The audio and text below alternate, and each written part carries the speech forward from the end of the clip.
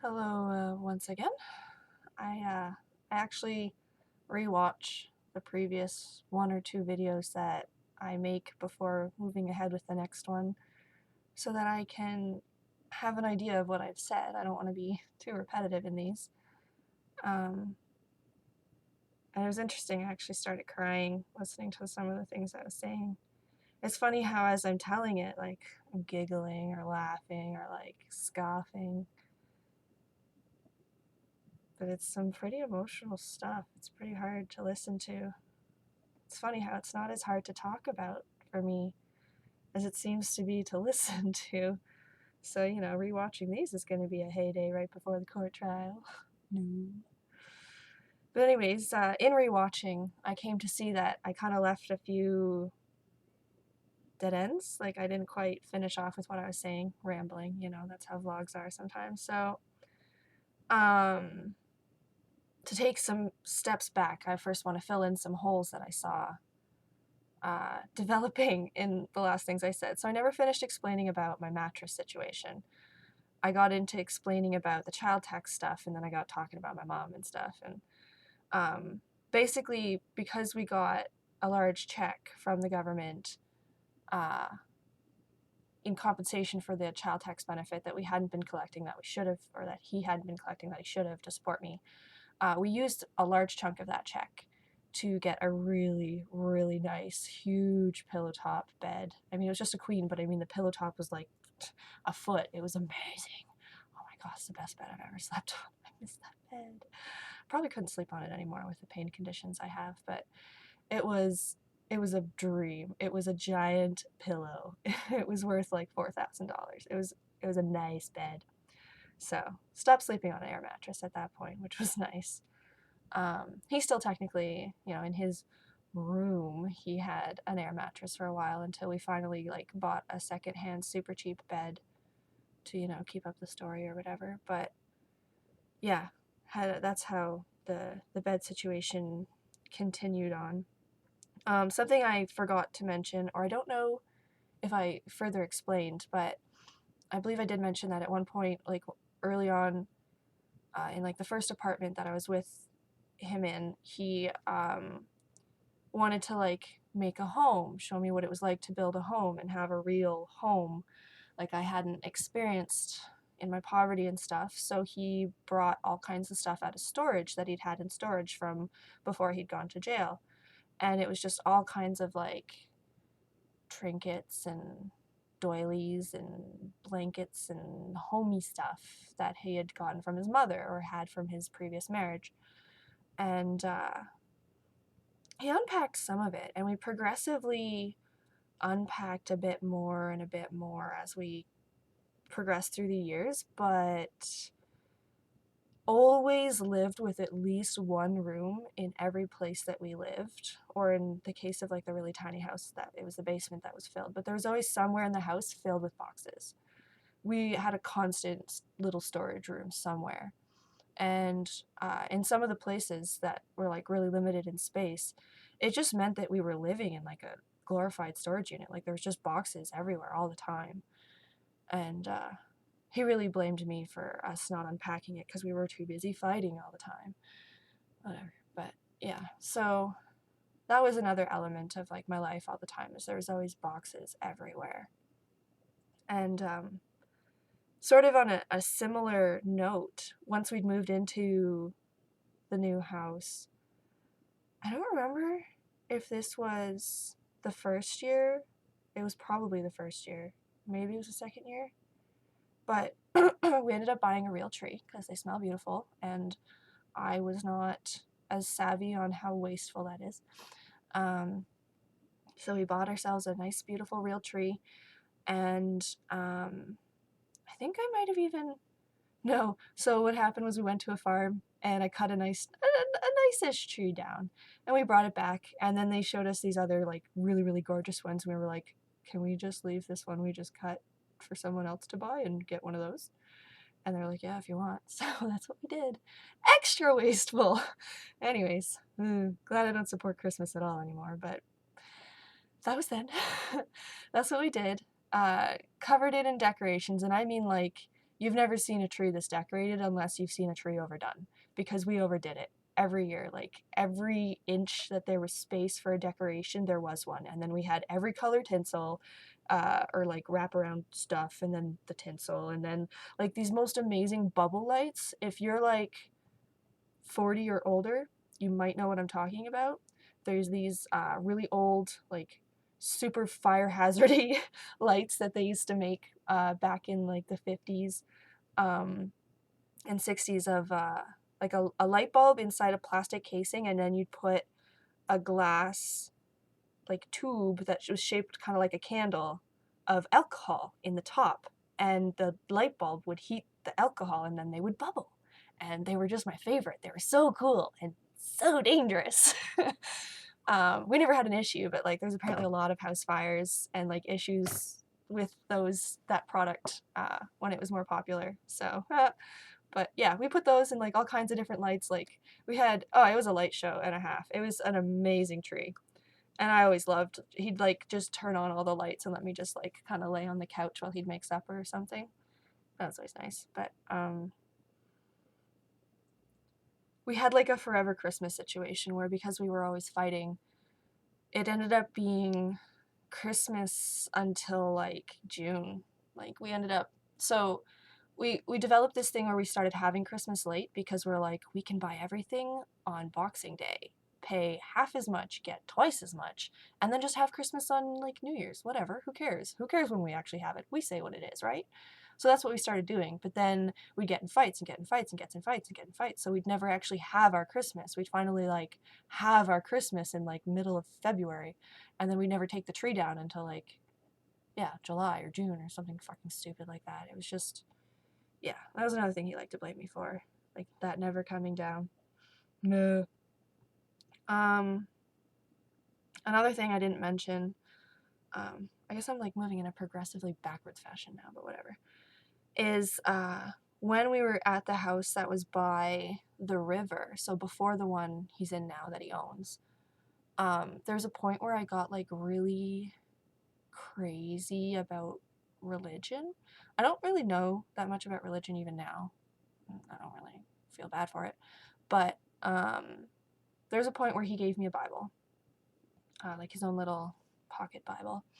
And I was just desperate for my situation to stop being what it was. I just wanted it to change. I wanted it to be different. I wanted it to be less awful, as I assume anybody would.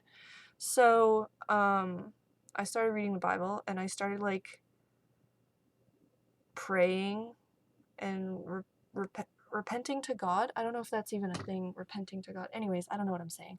I was like begging in my prayers to be saved, and like begging for it to stop, for the abuse to stop, for the rape to stop. I would be in the middle of being raped and just be like praying, I will read 10 chapters if you just make it stop. So I'd like bargain, you know, I'll read more and I'll learn more and I'll be more devout. Just make it stop. Yeah. As I'm sure you're aware, nothing changed. And I eventually dropped that. I was like, yeah, he's not listening. He doesn't care. Nobody cares. Well, it was more like I just kind of came to my senses and was like, this is a bunch of bullshit. I don't believe in Santa anymore. What am I doing? But anyway, yeah, that happened. I got kind of religious crazy for a little while. And then something I didn't explain a lot about the abuse while traveling. But it was pretty extensive because like there was a summer, I think I did mention this, when we were living at that in South London, where we were like camping all summer long. Like we never went back to, we like went back to get money, and that was it. Other than that, we didn't touch the house for like 2 months. So, but there's still the same amount of abuse going on as always. So I was just being abused everywhere else instead of at home. And like, so like, well, and we traveled a lot too. I don't know if I explained this in past videos at all, but for the first few years of being with him, he would just be like, every weekend he'd be like, so you want to go to Toronto? And I don't know if he genuinely meant it or if he was just like probing to see if I'd say yes, but I'd just be like, I am a poor child. I've not been able to do things like this whenever I want. Someone's offering me to go to Toronto. Fuck yes. So every time he asked me, do I want to go somewhere? I'd be like, sha, let's do it. So we traveled to Toronto and Niagara Falls like a lot. Sometimes pointlessly, like just go get a hotel, chill in the hotel, and then go home. Didn't really do anything. Just went and traveled. Which is weird and such a waste of money. I think about how hard it is for me to like afford to live now, and I'm like, how did he do that? But he just like made money fall out of the air a lot with his resources and trade skills and stuff. But anyway, so yeah, traveled a lot, and in the traveling, like a lot of this was traveling north because he was from the north and we were going to visit family a few times, and there were some instances of fighting in the hotels, lots of instances actually of like being sent to the bathroom because that was the only place to be separated and go. And sometimes things would escalate to the point that I would get shoved into the shower like fully clothed and have ice water poured down on me. And I will take Toronto ice water over Sudbury ice water any day. Oh my god. It genuinely is from a like fucking iceberg when you get past North Bay. Like, oh my god, fucking cold. It's funny because like I love ice cold water, and I've always bitched being from like slightly north of Toronto, like why can't the tap water get colder? Oh, can it get colder the more north you get? Anyways, I did mention in past videos about ice showers, but like that was just a thing that happened in hotels as well a lot. And I don't know if I mentioned, I'm pretty sure I did mention the time that he broke the dog's leg, but just to rehash briefly in case I hadn't. There was a time in a hotel where we were fighting, and he really like was getting really, really, really upset by me, but didn't want to lash out at me, like was trying really hard not to lash out at me, even though he was upset at me. So he lashed out at the dog and was like hassling and bugging the dog for a bit, and then finally just got mad at it for not behaving the way he wanted it to, even though he was being a retard towards it, and like put its leash on and then swung it up over his head. He just lifted it up and swung it over his head, and then like, I don't know, lost grip or something, and it went flying and then hit a rack and broke its leg. I think this dog is still alive, by the way. His name is Deckham, and he's the most amazing puppy you'll ever meet. He's the most intelligent, friendly, happy dog. It's like, how are you such a happy dog? But he is. Labs. But anyways, so yeah, that happened. And then I'm pretty sure I did mention this before, but as you can tell, it was pretty traumatizing. So I guess that's why I'm mentioning it again. But yeah, the dog limped over to him because it didn't know what else to do, and he just kind of collapsed on the spot because he was kind of traumatized by what he'd just done. Rightfully so, I guess. But anyways, yeah. Another thing about traveling a lot was he would, during like the summer that there was a lot of like travel abuse, he would like tell me to get out of the car in like the middle of nowhere, Ontario, basically, and so like country somewhere, and then just kind of like make me chase the van or chase me with the van. There's other times where like I was standing by the door and he wouldn't unlock it and let me in, and then he ended up backing up and like basically backing over my toes. Thankfully it was just the edge of the tire, so it didn't really hurt, but that kind of sucked. And then there's a lot of other cases where we'd just be doing like a day trip somewhere, Sarnia, Windsor, Toronto, whatever. Everything's like 2 hours from London, so it was pretty accessible in his opinion. And we'd just be doing a trip somewhere. He'd get mad at me. I'd say something, do something, whatever. And he'd just be like, get out. And so I'd have to get out and start walking. And he'd just like drive off. And I just have to keep walking in the direction I was when he last saw me so that he could come find me. Excuse me, because if he ever had a situation of not being able to find me, he'd freak the fuck out. And like have a moment of reflection and be like, oh, I shouldn't do that. And then do it again. But anyway, yeah, that happened. So yeah, I guess, excuse me, filling in a few details I hadn't mentioned before in regard to that. But it's so interesting how it's all like imploded, and it's just like the same, it all happened at once in my brain. So it's confusing. But yeah, I've been really sucking about keeping up with these videos. It's like a month and a half since the last one. So I'm going to be doing 2 again, 2 in a row, just in case, because I seem to suck at keeping up with this. And the depression I've been facing, bah, dwelling on it so much, but it's okay, I can do this. So, moving forward in the story,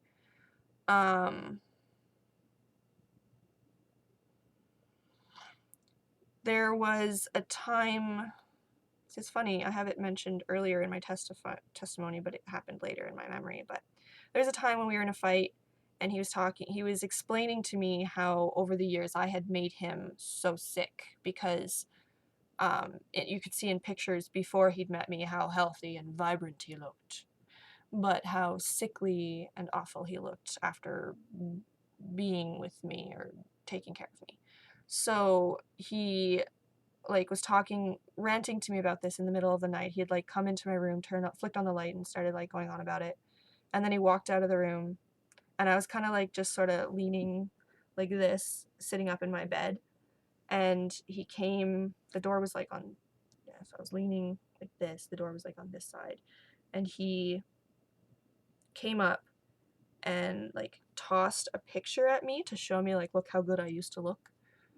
And as he tossed it, I looked up, or no, so if he was tossing from this side, I looked up this way as he was tossing the picture frame, and it was just perfectly lined up with my cheek, and just because of the way I was half laying down. And so you can kind of see, can you see it? Can you see it? No, you can't see it.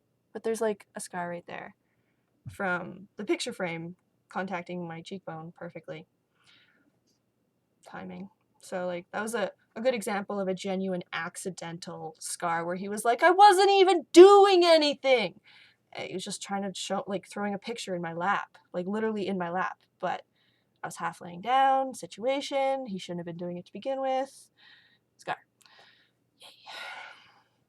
Anyways.